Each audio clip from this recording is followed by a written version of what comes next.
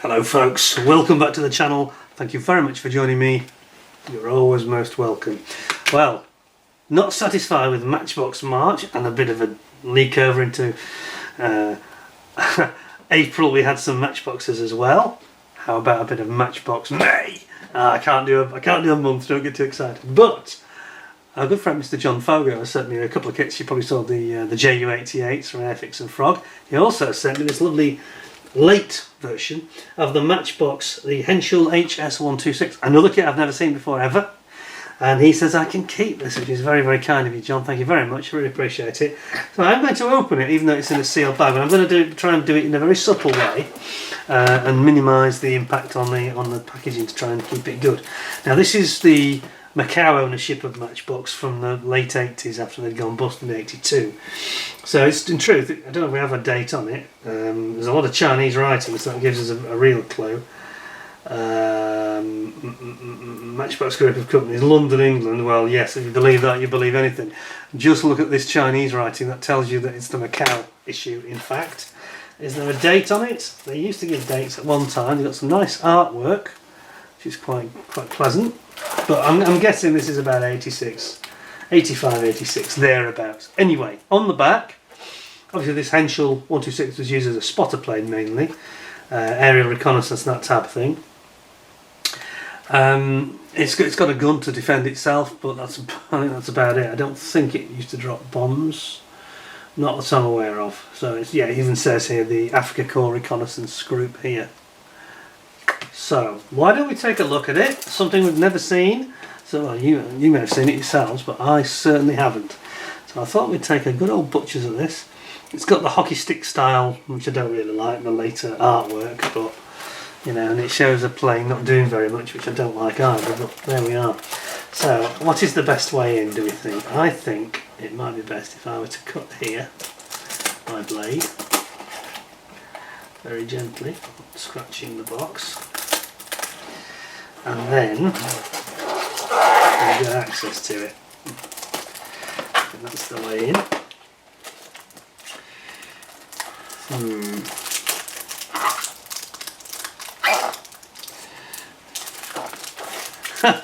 Famous last words. You can talk amongst yourselves when I'm playing this. Here we go, I think we're in. Right. Done it. Right. I'm going to pull the end out.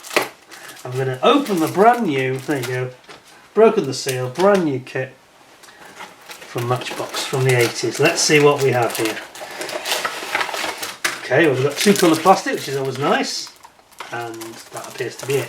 So a bit like with the Sea Harrier, managed to maintain the integrity of the packaging. This helps keep it nicer, doesn't it? And yes, we've definitely got some of this later, strangely styled Macau Matchbox, where it's, yes, got lots and lots of Chinese writing. There you go. It's not very helpful at all. Don't really see the point of this, because I mean, how many people in China want a Henschel Hs126? Not that many, I would have thought, in the 1980s. I don't know what it was. So there's basically no English. No English. Apart from a little bit on the tech spec here. There you go, got a little bit of technical detail. Engine is a Fanfare Bramo 323, 850 horsepower, it's not too bad, is it? 193 miles an hour it's capable. Well, that's not that bad for that type of aircraft actually. And it's got a 7.9 machine gun or 17.9 machine gun on a flexible mounting at the rear of the cockpit. Little colour guide here for your painting.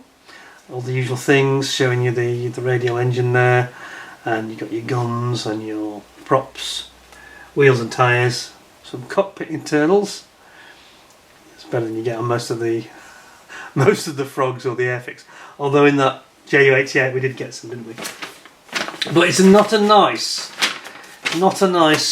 version of their instructions. This is just like we had with the Victor.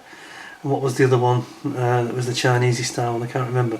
But this is definitely of that era when they were before Revell took over the ownership of the company, or bought the rights to it, I should say. So it's just no words at all in English, nothing at all. It's just pictures, and it's just using the original Matchbox art, putting it on this single sheet, which is actually quite poorly printed in fairness. And again, that's typical of the Macau ownership. Just done cheaply to a price for a couple of cents or whatever. So you're building up your cockpit first, then you pop in the two guys in, sandwich them in either side of the fuselage, building up your engine, and then we've got the engine going in here and the sort of cabane strut supports for the top wing. Because it's almost like it looks like a biplane that's got a wing missing this, doesn't it? A little bit like the Lysander in some respects, the design. And then you've got your tailplanes which have double support struts on either side here, a bit like the early ME109s, the E, except that I only had one, and then of course they dropped it altogether on the later models. Got your quite tough looking undercarriage here, and then zoom a bit too much there. And then you've got these like big cabane struts that support the actual wing all the way, and again like the Lysander it mounts directly onto the undercarriage here. There's a diagram here that's so poorly printed that's hard to make out what that's saying really. I think it's the foot rail step that goes on the side for the pilot and co-pilot, and then the actual wing goes on the top there, so it's very straightforward of course. There we are. I'm afraid that's not Matchbox's finest hour, and if we're completely honest about it, it isn't Matchbox in the true sense, is it? You know, it's no longer the British produced product made in the UK at all. Although they were probably being stamped in the UK, and I believe that because we've still got the two colours, which is a good indicator. So let's have a look at these two colours. Oh, again, like the Victor look, it comes with its own tube of Macau glue, which may or may not be some form of chemical weapon. It looks a bit iffy, doesn't it? I'm not sure that would be the best choice of adhesive to use on your kit. I'm just saying. We also get some incomprehensible, if you're not Chinese or Cantonese, writing, which means nothing to the rest of us. And we get the decals, which are actually in very good condition in fairness, as Matchbox go. A little bit of degradation, deterioration, because they always discolour. But that's relatively decent. You know, there's not too much carry film like we saw with the Frogs and the old Airfix. It's much more sensibly done. Not too bad. We have a clear part. Is there only one? I guess there is. It's just the forward. The rear cockpit is completely open, so it's just the forward cockpit. But that's been nicely done, and that's like an original Matchbox part, isn't it? So it just leaves us to look at these two. A quick look at these two sprues. So what have we got? We've got the wing, all in one piece. Now I was talking about the lack of flash on Matchbox, but already you can see that's starting to fade away, as though the quality control just isn't there anymore. Maybe they didn't keep the tooling very clean, because you can see flashes appearing in several areas here. A little bit on the tip of the wing here. That's not nice. That's not nice. And you've got, you know, just creeping in. It's not as bad as, again, it's not as bad as the Airfix or the Frog, which were just absolutely horrendous. I mean, they were just Flash City, the pair of them, really. This was first moulded in, I think, 76, if I'm not mistaken. But yeah, not quite as clean as Matchbox traditionally are. But you've still got the nice pilots, which have decent quality, and again, better than the other two kits we saw recently. Also at 72nd scale, so it's not bad, not bad. Sadly, no, as was typical, no ailerons working on this one, which is a bit of a shame. And then finally we have the main sprue with the fuselage on it.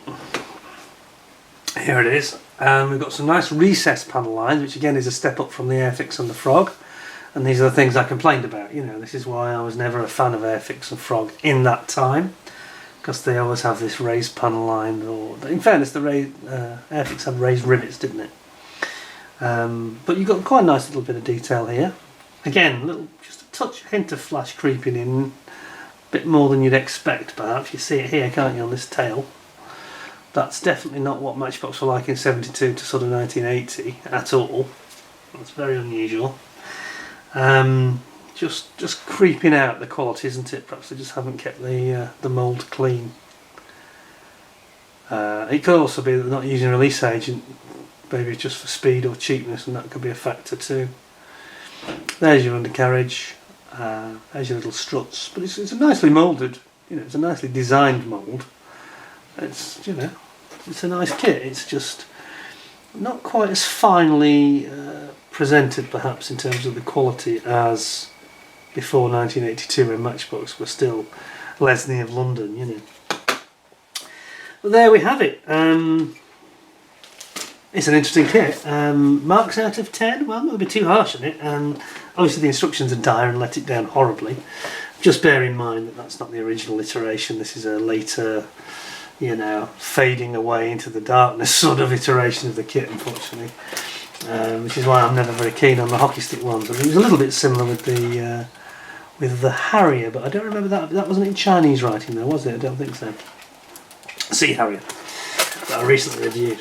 So I'm going to give it, I think, oh, there's no stand either. The stand, they've stopped doing stands. Well, I was going to say 8.5 out of 10. I think it's going to be 8 out of 10. I can't give it less than I did for the Frog or the Airfix, and they had some issues, didn't they? I think that's probably fair. I think this will go together nicely. It's not going to cause you any problems. So, yeah, I think that's reasonable, really. I was disappointed that they removed the stand. It's the one thing I didn't pick up on. And of course, I've just broke the seal, so that's a brand new model. That's exactly as it was presented in, you know, the mid-late 80s. They stopped doing the stands. It was one cost-cutting measure that they decided to do. It's probably something they couldn't mould as well, because if I'm honest, I don't think the clarity of the clear parts looks as good, and that's probably going to be a big impact on the stand, of course. Anyway, there we go. So it's 8 out of 10 from me. So that's a slightly lower score than Matchbox normally get, but for the reasons that we know. And if you look back at my Victor review, Tale of Two Victors, you'll understand that it's not untypical of that era. But anyway, thank you very much to John Fogo. Do you know, I might actually build this one. I might get around to building that. It's not too big, is it? Thanks a lot, John. Really appreciate that.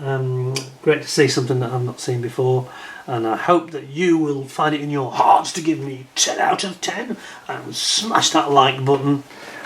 And don't forget, if you're not subscribing already, please do so. If you want to see some more of these old interesting kits and other things that we get into, like books from time to time, or military aviation in real life, have a go at either subscribing, and if you have, ding the notification bell so you don't miss out.